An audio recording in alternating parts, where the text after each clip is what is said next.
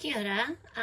It's Ali from Arty Ali here, and I just wanted to jump on today and talk to you about some books by Dr Stan Rodski, which is kind of a little bit of a different take, and how I got into colouring really back in 2018, looking for a way to kind of de-stress.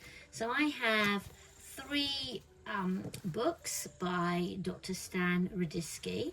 I have the colouring book for adults, Modern Meditation, Coloration, Retention, Focus and Creativity. I have the Anti-Stress Meditation Through Colouring, and I have the Brain Science, Colouring for Agility and Fast Learning.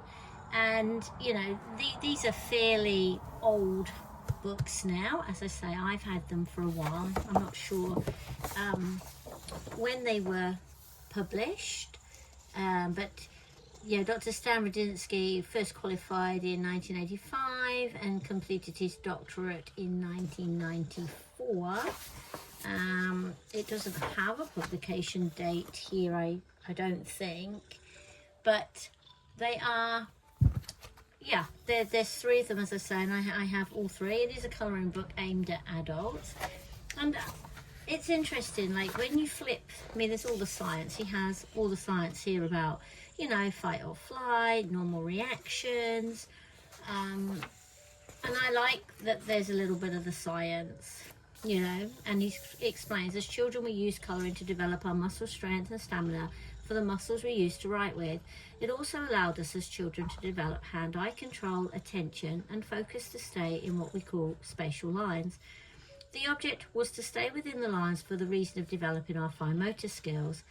As adults, colouring presents us with new opportunities. When we colour in, it has a calming effect for most of us and can be an excellent step to achieve a far greater state of relaxation.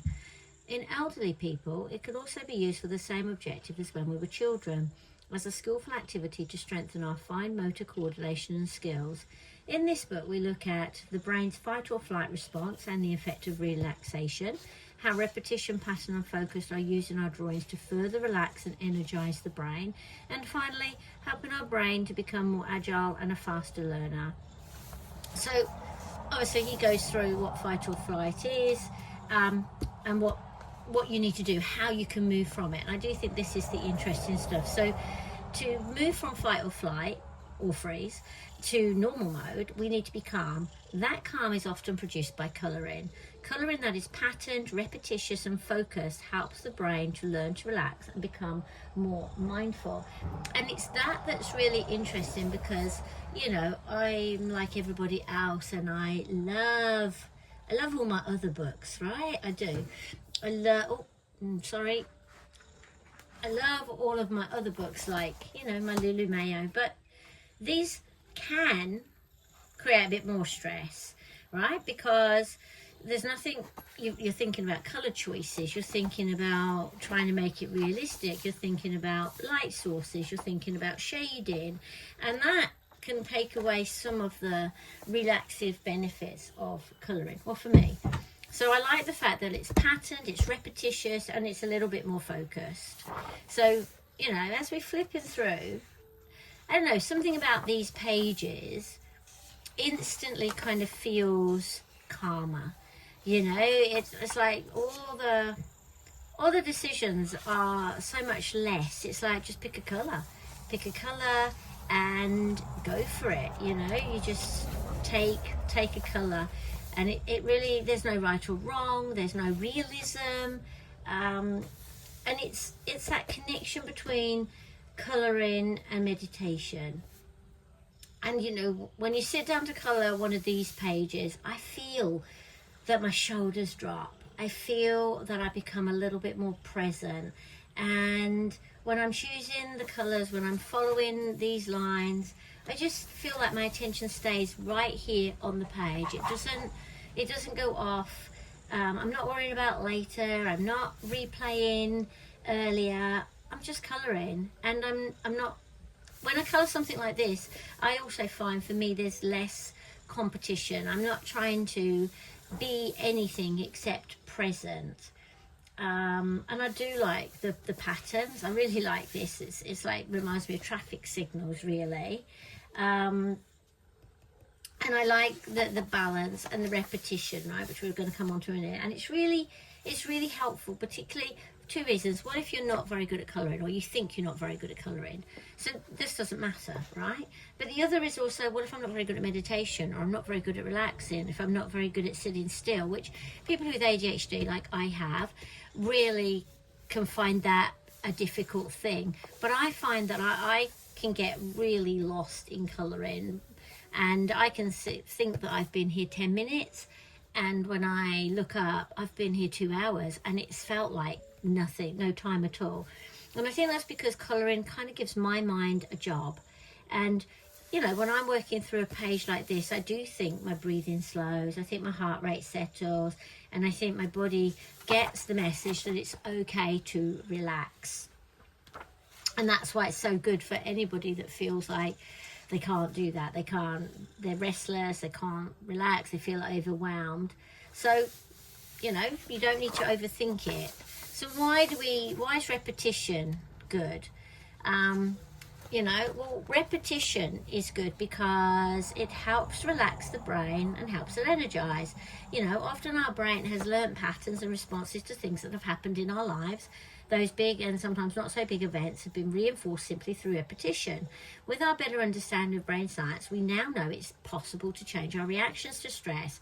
The key is to continuously create new pathways and connections to break away and the stuck neuro patterns in the brain. So, but to stay focused, we need to be calm, and we need to have the calm that is produced by colouring. Colouring that is patterned, repetitious and focused helps the brain to learn to relax. By the time we've reached the age of 25, we have so many existing pathways, reactions, that our brain relies on that it's very hard to free them. But the more relaxed we are, the better our brain performs. Without the right environment to enable change, our brain won't be able to focus on what's needed to create new neurons. We will be stuck in survival mode, staying on well-defined paths which minimise risk. Our brain needs a massive amount of hydration, water, nutrients, blood supply and rest, calm, to energise itself. When we are colouring, we are building up energy to keep our brains flexible and plastic.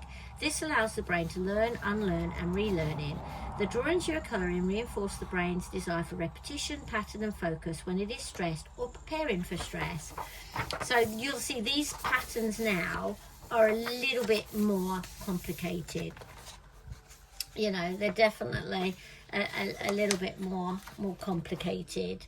But again, really nice to come into.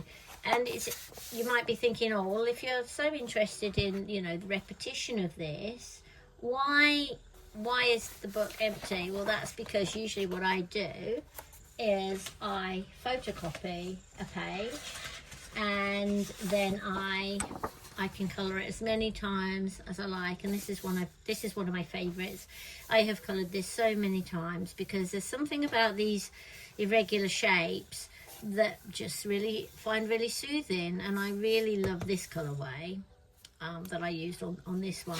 I don't think I've got a date on it, but it's definitely from maybe 2018, 2019. Okay. So yeah, so then we've got more patterns. So agility. In this third part, we explore helping our brain to be a more agile and fast learner. For those of us who want our brain to be more agile, we have to focus on parts of the brain that we use less frequently. The new task has to be so challenging that we feel mentally and physically exhausted after practicing it. This means we are forcing our brain to work in ways it is unaccustomed to. This is the only way we actually grow new neurons, strong enough to connect with existing neurons and form new pathways. Colouring provides an excellent preparation for our brain to enter into such demanding tasks. You may want to learn a new language or play a musical instrument or a different one, and this will stimulate your brain throughout the energy intensiveness of the challenge. Many challenges we take on require this energy intensiveness. Challenges such as complex problem solving, memorising complex concepts, planning, strategizing, and so on. Brain agility is enhanced and optimized if we come at these challenges through a calm and stress-free state that can be created through the act of colouring. You can't just learn a new language or play a new instrument and never think about it again. You'll forget what you have learned. So this is what I like in this book. So you've got your intention to use your colouring book at least once a day for 15 minutes. Cultivate awareness during colouring. Pay attention to what is happening in the moment and acknowledge and dismiss distractions. Regulate your attention. Be aware that without changing what you're doing, refocus your attention during colouring if other thoughts appear. Focus on the colouring detail, how it looks, how it feels to you. Strengthen mind signals by choosing colours that make you feel good. Picture these feelings whilst using those colours. So, yeah, so we're just going to look at that. And I mean, it's the same message throughout the anti-stress book, right? It talks about the different brainwave states and where we need to be. So, you know, alpha, when you're listening to music, watching TV, meditating, this is the normal state. If you're in theta, you're in a pre-sleep state. And then delta is deep sleep. So it's pretty good to understand that. But yep, so many really cool patterns. And what color, how color affects the way you feel. White is frustrated, confused, bored. Black, harassed, overworked, tense. Dark green, inner emotions, charged, somewhat relaxed. Mid green, lime green. So, you know, it's interesting that colours can also impact on why we pick certain colours. So yeah, you'll see I've done this one.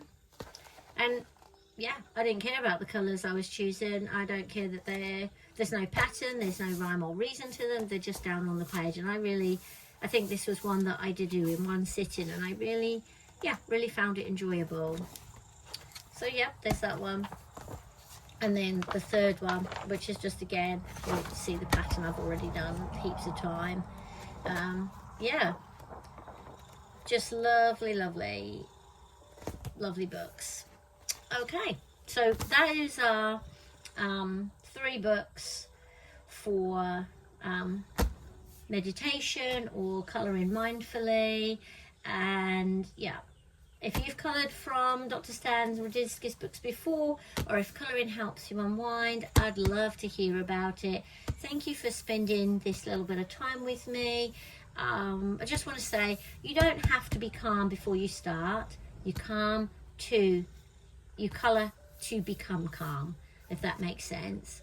You know, it's not like you come at colouring and you're already calm. You might come at colouring and you're a bit stressed, but hopefully you will leave colouring feeling less stressed.